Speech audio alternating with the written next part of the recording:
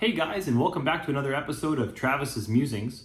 I'm your host Travis, and today is May 30th, 2020. And man, have we had a crazy 8 weeks since, 10 weeks or so since the market bottomed on March 23rd. But before we get into all that, just want to remind everybody out there that neither myself nor Matt or TSP, any of the admins for TSPcalc, nor any of the admins for the TSP Seasonal Strategies and Investment Fundamentals Facebook page are financial advisors or fiduciaries, etc. We're just a group of government employees just like you who are trying to get the most out of our own TSP and our own retirement. So today's going to be kind of an interesting one. We're going to discuss seasonality, and we're going to kind of talk about the beer bet, obviously. And we had a new contender in the beer bet who cheated her way in and cherry picked the best possible strategies in order to earn a cheap Coors Light beer from myself. No, I'm just kidding. Dina has she's deviated from Team Travis, and she's created her own strategy, which we'll get into that today a little bit too. But on this episode, after that, we're going to kind of talk about seasonality in May, which we've kind of started to see a little bit of a return. And I'm going to be comparing the 2009 through 10 recovery to the 2020 recovery because they are strikingly similar. I mean, it's fascinating. Anthony and myself have been pouring over this for the last couple weeks, and it's been really interesting to watch. Of course, it's not an exact match, but the way that it reacts in certain points of its recovery has been fascinating to watch. Anyways, so we're gonna go through that today and what that means for seasonality moving forward, and kind of looking ahead to June. So, okay, let's go ahead and switch on over to the computer and dive right into the beer bet.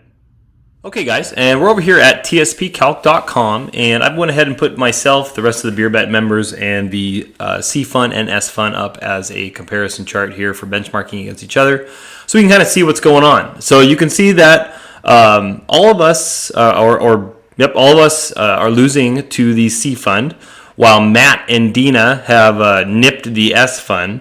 And we all had a pretty good May. It's been pretty fun. Obviously, not as good as the C and the S Fund has had, but we didn't lose quite as much on the front end, so it's been a little bit of a wash. But on the plus side, we've started to see seasonality start to tip its head back out a little bit, and we're really hoping that continues as we continue to hopefully reopen the country, and hopefully the coronavirus begins to wane through the summer and does not have a repeat in the fall. And the market has reflected that. The market had initially priced in the coronavirus when we had our crash, and in retrospect, we have to always remember that the market is forward-looking. It is not generally reacting to today's news. It already knows about it. It already knew about the unemployment rate problems. It already knew about all that stuff. And so it was looking forward to the opening.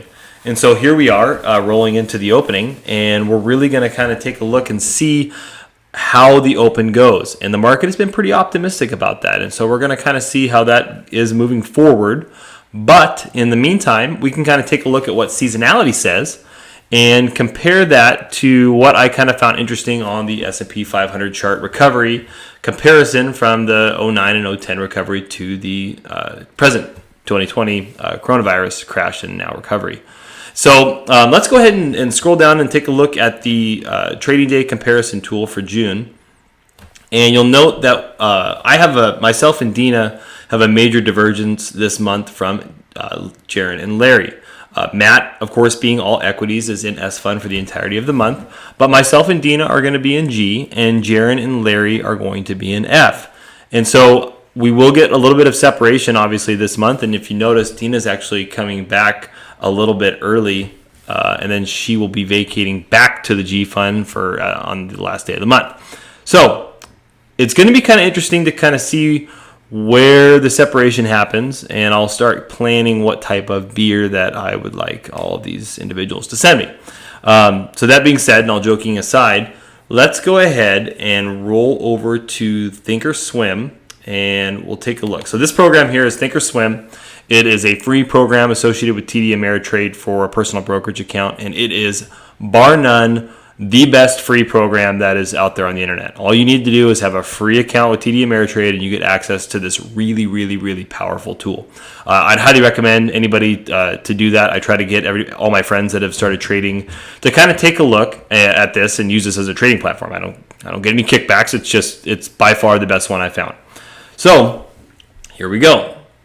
2000 on the top. I've got the low of 2000 So we've got 227.07 all the way up until 926.10, and I've shrunk it down a little bit to show the current comparison from where we are.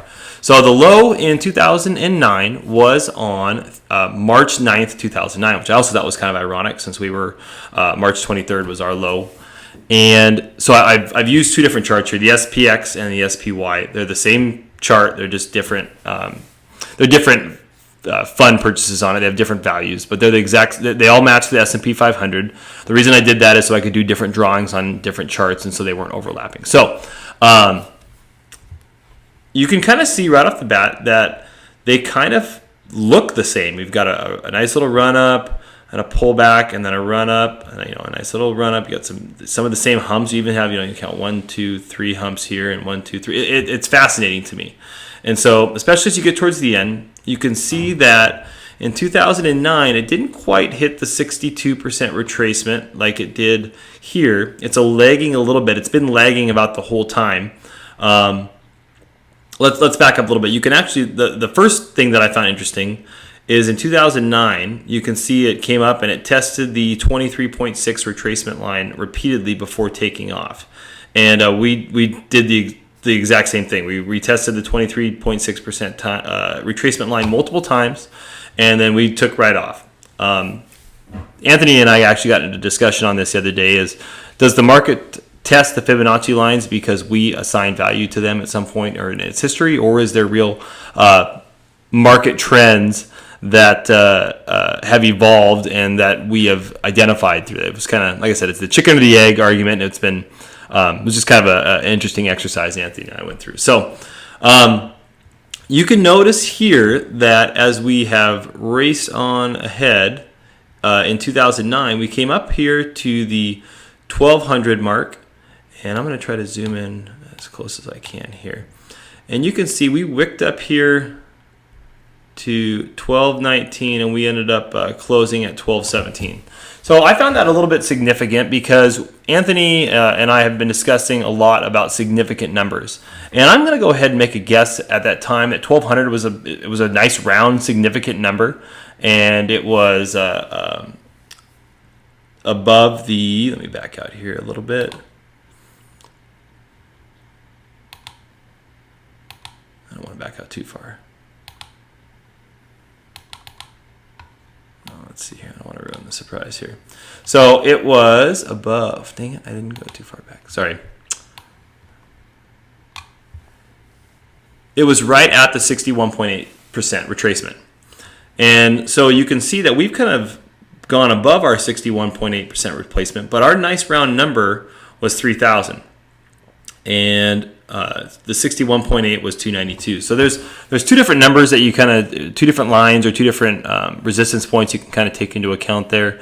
And we're starting to, if the pattern holds here, as it has, I don't know if you guys can notice the same thing that myself and Anthony have kind of noticed on this recovery.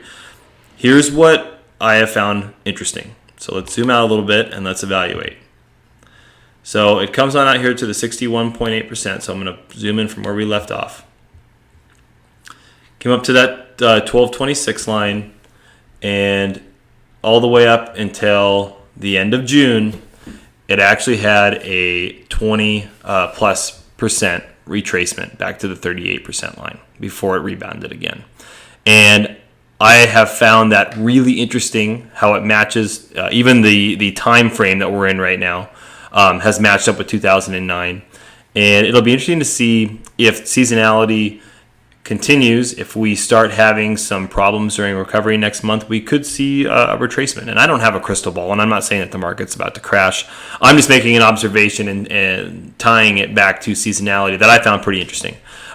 So it would be kind of cool if some of you guys would take a look and see what you guys think and tell me if I'm crazy or whatnot. But we've been kind of kicking this around for a couple weeks, and I've been wanting to do a video on it, and because I see a lot of similarities between the two recoveries, and this time with seasonality, the time frame, it's all kind of converging together, and I'm real curious to see at the end of June when I do another video if that came to pass, or I will gladly come on here one way or the other and tell you that yes, I was totally wrong, and we're now at plus 15% in the market or whatever. So anyways, kind of cool feature and tool, and kind of a cool analysis that we have kind of been nerding out on for the last couple weeks. So all right, guys, and that wraps up another episode of Travis's Musings.